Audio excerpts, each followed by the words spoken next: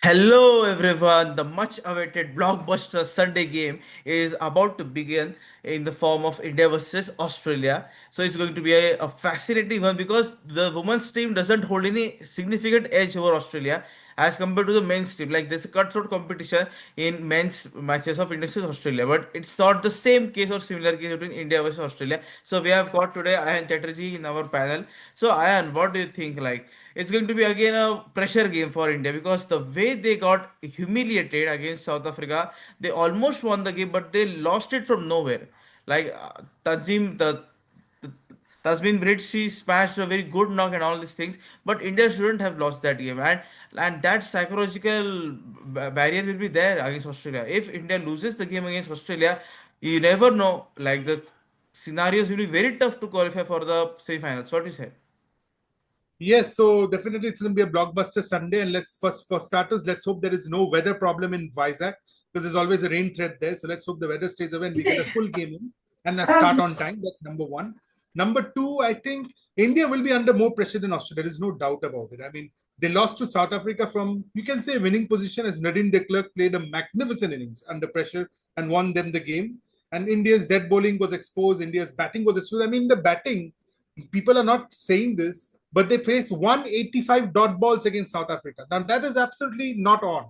You cannot afford to do that. So that is one thing. So India will be definitely under pressure. And when you have a heartbreaking loss that we had against South Africa, the last team you want to face is Australia. Because if you face Australia, Australia come out with their all guns blazing. But there's this thing. Australia's batting is also not fired because they're losing wickets in clusters. The top order is failing. But good, like England, someone or the other is standing up. Whether it was Ash Gudda in the first match or Beth Mooney in the third match, someone or the other is stepping up and rescuing them. Now, what happens is what this shows is that India can get early wickets and put them under pressure. But in case the Australian top order fires, then God knows what will happen to the Indian team because India are going with five bowlers only. Maybe they need to play an extra bowler. Maybe they need to drop someone like Jamima or Harleen to get in the extra bowling option. I don't know what they'll do. But to be honest, they will be under pressure. This is a more important game for India than Australia. Australia, even if they lose this by chance, it can happen in cricket, they will be still fine. They can still qualify later on. But if India loses this, then suddenly there's a 1 week gap. Let me tell you, there's a 1 week gap Yes. because India will play England next Sunday, and then they'll play New Zealand, and then they're Bangladesh. See, Bangladesh they will beat because Bangladesh ke saath funda hai ki you score 200, you win the game because that's basically it. But then England and New Zealand both are very, very tough games after this. So this game is basically a must-win, if I may so say, for the Yes, Indian yes, team. must Yes, be if you lose, you're not out, but you make it yourself complicated. So that complicated. is one thing. I think they need to improve their batting. Top order needs to fire, middle order needs to fire. You cannot depend on Richa Ghosh, Deepti Sharma, Amanjot Kaur, or whoever to rescue all the time. And if they're in trouble this time, if they're 102 for 6 or 153 for 7 against Australia, they'll not reach 200. Let me tell you. Australia will not allow them. So they have to be at their best and hope that Australia are not at their best. Then only they can beat Australia. So me, Australia is starting this match as favorites. Simple. Yes, Australia, no doubt is the because see there is a special program or peculiarity we can say.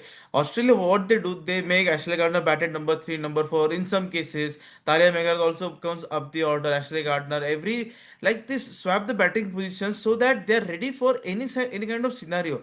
We don't see that in other teams. I'm not seeing only on India. Like what happens in other countries, you will play at number four, you play at number five.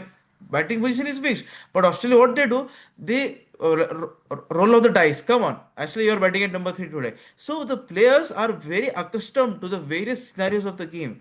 And about the match and everything, as usual, it will be a rank turner only.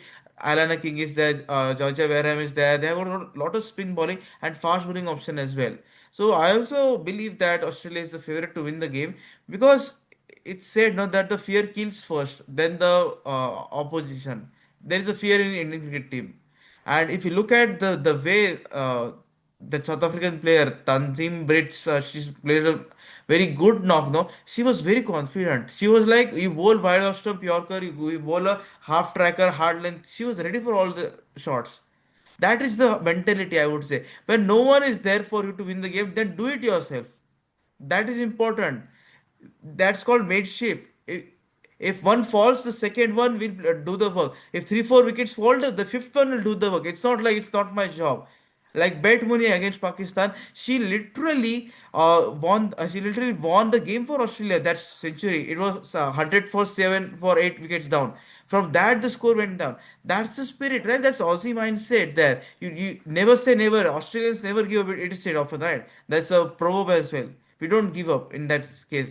If India wants to win, so what do you think should India do? Your last before we wrap it up.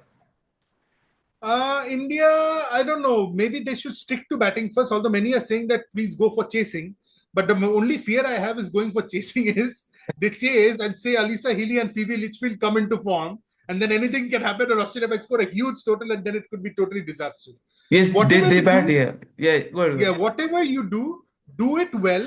If you get a start like Pratika and Smriti Mandana gave a 55-run opening stand against South Africa, from 55 for no loss, you carry it on.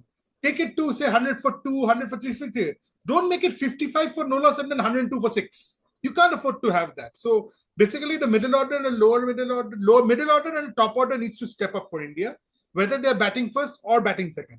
So the toss will be a bit of a factor. I think whoever wins the toss might opt to bowl because if there is rain around, so but I think for India it will be better if they're batting first against Australia, because if they're bowling first and again if Australia gets going, then so God Mm. help the Indian team.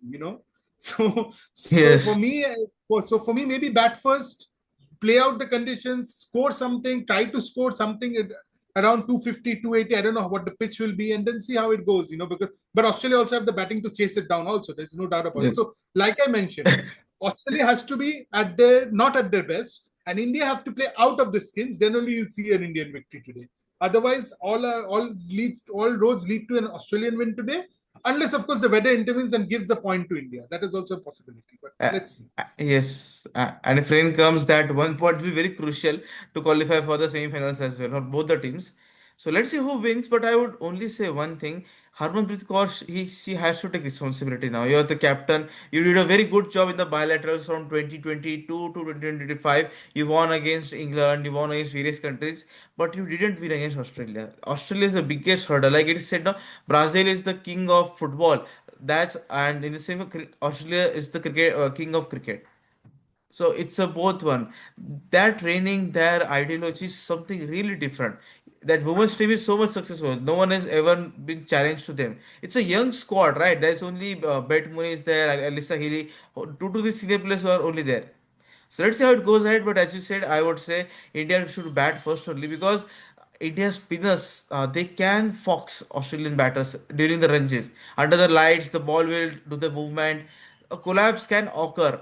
So let's see how it goes ahead. So thank you everyone for joining the video. We will be back with the post-match analysis. A lot of matches are coming up. India versus West Indies, Pakistan versus South Africa, and also South Africa and Namibia happened yesterday. Namibia won. Like wow, Namibia fans will be over the moon. Like yesterday, South Africa, what you are doing, man? Don't play such kind of cricket.